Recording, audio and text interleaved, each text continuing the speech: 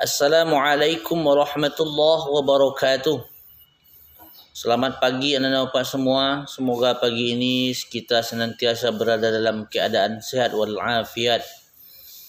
Pada pertemuan kali ini kita akan melanjutkan materi kita pada pembelajaran pendidikan agama Islam.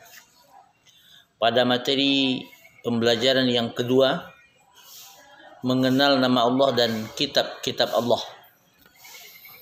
Adapun tujuan pembelajaran kita pagi ini adalah setelah belajar materi ini, kita diharapkan untuk bisa menyebutkan Asmaul Husna, Al-Mumit, Al-Hayyu, Al-Qayyum, Al-Ahad beserta dengan artinya, dan bisa menyebutkan apa-apa saja makna yang terdapat dalam 4 Asmaul Husna tersebut. Anak-anak Bapak semua,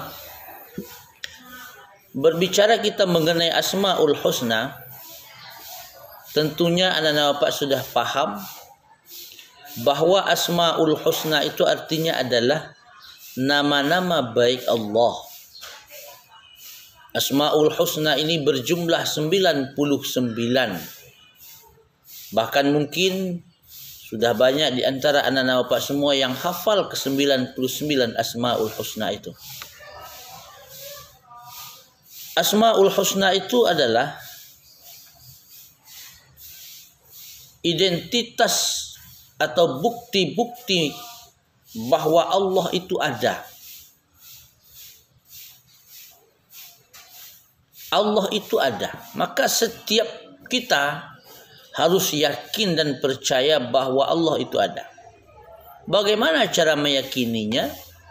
Dengan cara melihat bukti-bukti yang telah Allah ciptakan. Di antaranya, Allah telah menciptakan langit, bumi beserta isinya. Di antaranya kita manusia sebagai penghuni bumi, hewan, dan tumbuh-tumbuhan. Segala sesuatu yang kita lihat di permukaan bumi ini adalah ciptaan Allah Subhanahu wa ta'ala. Itu semua merupakan bukti bahwa sesungguhnya Allah itu ada. Keberadaan Allah ini perlu kita yakini sebagai seorang muslim. Asmaul Husna adalah nama-nama baik Allah yang sesuai dengan sifatnya. Semua nama dalam Asmaul Husna ini menggambarkan bagaimana Allah itu sempurna. Asmaul Husna juga terdapat di dalam Al-Quran. Allah sendiri yang menyebutkan agar dapat diteladani oleh manusia dalam kehidupan sehari-hari. Baiklah, kita masuk pada Asmaul Husna yang pertama yang akan kita pelajari pada kesempatan kali ini, yakninya Al-Mumit. Bapak ulangi, Al-Mumit. Artinya adalah Allah yang maha mematikan. Allah yang maha mematikan. Setiap makhluk yang hidup di permukaan bumi ini diciptakan oleh Allah, dihidupkan dan dimatikan oleh Allah. Tidak ada seorang makhluk selain Allah yang bisa menciptakan dan mematikan. Manusiakah itu? Hewankah itu? Yang menghidup dan mematikan itu adalah Allah Subhanahu wa ta'ala. Al-Mumit, Allah yang maha mematikan. Ketika kita lihat ada orang yang meninggal, Allah yang mematikan. Tapi proses meninggalnya itu bermacam-macam. Ada yang prosesnya dia kecelakaan lalu dia meninggal. Ada yang sakit lalu dia meninggal, ada yang tidak sakit lalu dia meninggal. Tetapi yang mematikan itu adalah Allah, bukan kecelakaannya, bukan sakitnya. Karena ketika kita 4 bulan dalam kandungan, kita sudah bikin perjanjian dengan Allah. Meninggalnya seseorang itu adalah rahasia Allah. Tidak satupun manusia yang tahu kapan dia akan meninggal. Tapi dalam Al-Quran dijelaskan, kullu nafsin dha'iqatul maut, bahwa setiap yang bernyawa pasti akan mati. Itu semua sudah jelas bagi kita, bahwa Allah akan mematikan setiap makhluk yang ada di permukaan bumi ini. Al-Mumit nama Asmaul Husnanya. Yang kedua, Al-Hayyu. Al-Hayyu itu artinya adalah Allah Maha Hidup. Segala sesuatu yang ada di langit dan di bumi adalah ciptaan Allah. Semua ciptaan Allah itu bersifat sementara. Manusia hidup sifatnya sementara. Hewan hidup sifatnya sementara. Kenapa dikatakan sementara? Karena mereka akan mengalami proses meninggal atau mati bagi hewan. Itu disebut sementara. Siapa yang hidup selamanya, yang tidak pernah tidur? Allah Subhanahu wa ta'ala. Makanya Allah dikatakan dia Al-Hayyu, Allah Maha Hidup. Ya. Di dalam Asmaul Husna Al-Hayyu ini terdapat sifat hayat namanya. Sifat hayat itu adalah salah satu sifat Allah yang maha hidup dengan kehidupan yang sempurna. Makna kehidupan sempurna itu adalah kehidupan yang tidak diawali dan oleh ketiadaan dan tidak diakhiri oleh kefanaan atau kematian. Dalam Al-Quran, Allah gambarkan dalam surah Al-Mu'minun ayat 65. Kata Allah, Huwal hayyu la ilaha illa huwa fad'uhu mukhlishina lahuddin.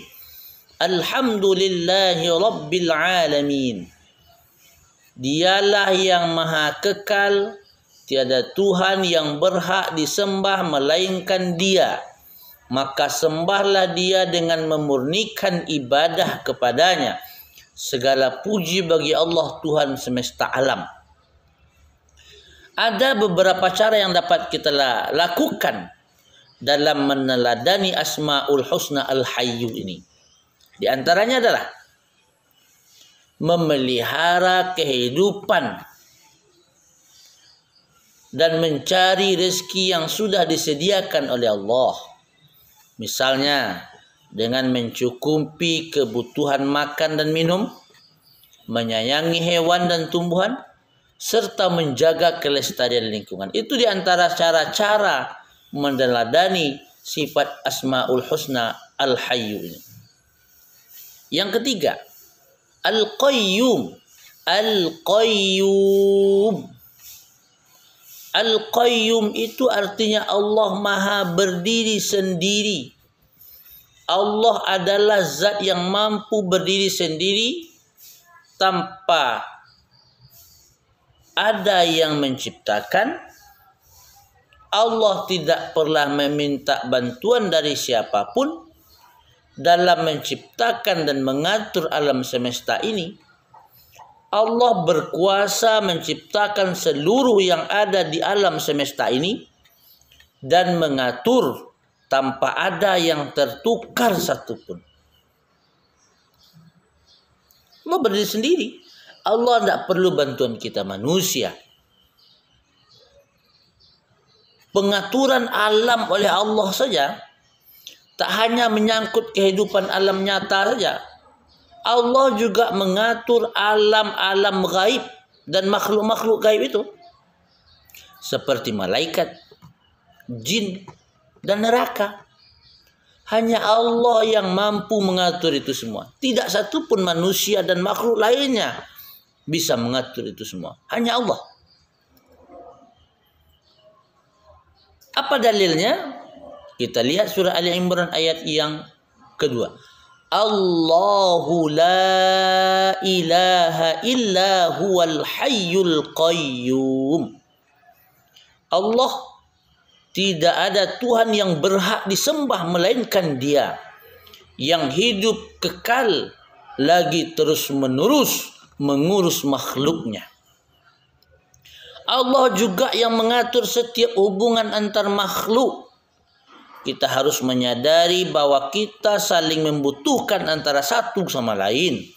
Namun Allah sangat membenci orang yang selalu menggantungkan dirinya kepada orang lain. Allah Al-Qayyum. Mulai dari sekarang, mari kita belajar untuk hidup mandiri dan tidak pernah menggantungkan diri kita kepada orang lain. Yang terakhir, Asmaul Husnanya adalah Al-Ahad. Al-Ahad. Allah itu Maha Esa, tunggal, satu. La ilaha illallah. Tidak ada Tuhan selain Allah. Maka dari itu, yang berhak disembah cuma Allah. Tidak boleh menyembah selain Allah. Karena menyembah selain Allah itu adalah syirik namanya. Dosa besar. Dosa yang tidak dapat diampuni. Orang-orang yang berbuat syirik, Allah janjikan mereka masuk ke dalam neraka Jahannam. Maka dari itu, yang berhak disembah cuma Allah. Dalilnya, surah Al-Ikhlas ayat 1. Qul huwallahu ahad. Katakanlah, Dialah Allah yang Maha Esa, Allah yang satu, yang Maha Tunggal. Bagaimana cara meneladani Asmaul Husna ini? Cara meneladani Asmaul Husna Al-Ahad ini adalah dengan cara beribadah, beramal soleh, serta memohon dan meminta tolong hanya kepada Allah. Jangan meminta pertolongan dan memohon kepada selain Allah. Karena itu namanya syirik. Umat Islam hanya menyadarkan diri dan meminta pertolongan kepada Allah Subhanahu wa taala. Kesimpulan materi kita hari ini adalah yang pertama, Asmaul Husna berarti nama-nama baik Allah. Jumlahnya adalah 99. Yang kita pelajari hari ini 4 saja. Yang pertama Al-Mumit, Allah yang Maha mematikan. Yang kedua Al-Hayyu, Allah yang Maha hidup. Yang ketiga Al-Qayyum, Allah Maha berdiri sendiri. Dan yang terakhir Al-Ahad, Allah Maha Esa. Sebagai tugas untuk anak-anak Bapak semua, silahkan anak-anak Bapak buat di buku latihan apa yang dimaksud dengan Al-Mumit, kemudian ceritakan proses Al-Mumit itu, kemudian yang kedua Al-Hayyu, kemudian yang ketiga Al-Qayyum, dan yang terakhir adalah Al-Ahad. Misalnya Al-Mumit, Allah yang Maha mematikan. Bagaimana cara Allah mematikan manusia? Melalui diambil ruhnya, dipisahkan ruh dari jasadnya. Anda dapat karang saja sesuai dengan buku yang sudah dibeli, LKS yang ada pada Anda Bapak semua. Kemudian jangan lupa dalilnya. Dalilnya dibuat juga. Misalnya Al-Mumit, dalilnya surah Ar-Rahman ayat 26 dan 27. Dibikin ayatnya dan artinya. Itu saja materi kita pada kesempatan kali ini. Semoga anak-anak Bapak senantiasa berada dalam keadaan sehat selalu. Jangan lupa protokol kesehatannya. Ketika anak-anak Bapak semua keluar rumah, jangan lupa pakai masker. Jangan lupa cuci tangan, jaga jarak. Terima kasih. Wabillahi taufiq wal hidayah. Wassalamualaikum warahmatullahi wabarakatuh.